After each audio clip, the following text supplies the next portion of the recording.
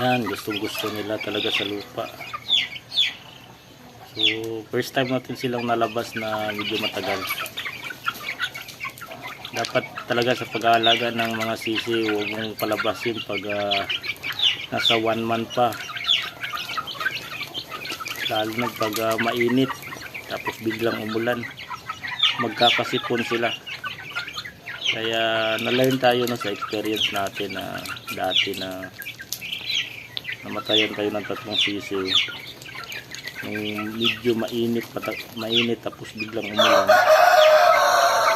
Dapat pala pag mainit ang panahon, huwag mong pakawalan talaga yung mga sisiw. Kahit na yung malalaki mong mga manok, para hindi sila magbibilad sa araw. Kasi baka biglang umulan, yun, sisipunin talaga yun. Ganda nila tingnan, no? Kahapon nabawasan na to. Bawasan to ng 4 na binili na ng kapatid natin, no?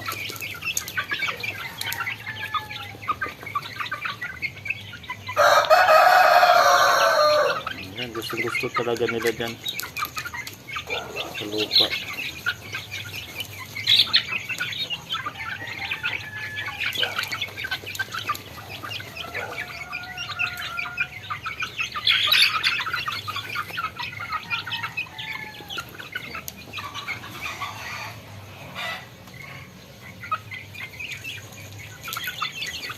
Happy Sunday everyone.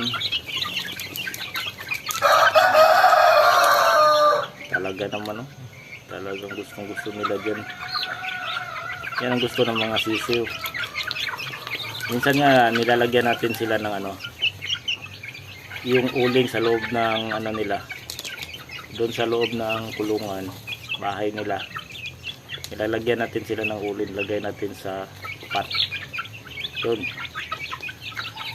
Magaganyan din sila. Laking tulong din yung uling, no? Hindi nangangamoy. Yung mga ipot nila hindi nangangamoy. Kulay itim pa. Kawalang langaw. So, ang sikreto doon.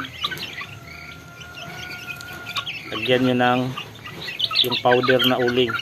Yung sa loob ng kulungan nila. Tinutuka-tuka nila yon. Yun? Prevention sa coicurosis ba yun? Saka yung ipot nila may halong itim na hindi nangangamoy, hindi nilalangaw. Yun lang ang sikreto sa pag-aalaga. Pakainin mo lang ng wasto, painumin mo ng vitamins. Ito, matagal na itong hindi nakainom ng vitamins. Ang pinapainom ko dito yung binabad ko na uling powder sa tubig nila. Yun, malaking tulong sa kanila yun. Kaya malakas sila. Effective siguro yun kasi tingnan mo naman, oh. Na-prove ko na lumakas sila. Hindi naman nagkakasakit sa awa ng Diyos. Tingnan nyo naman.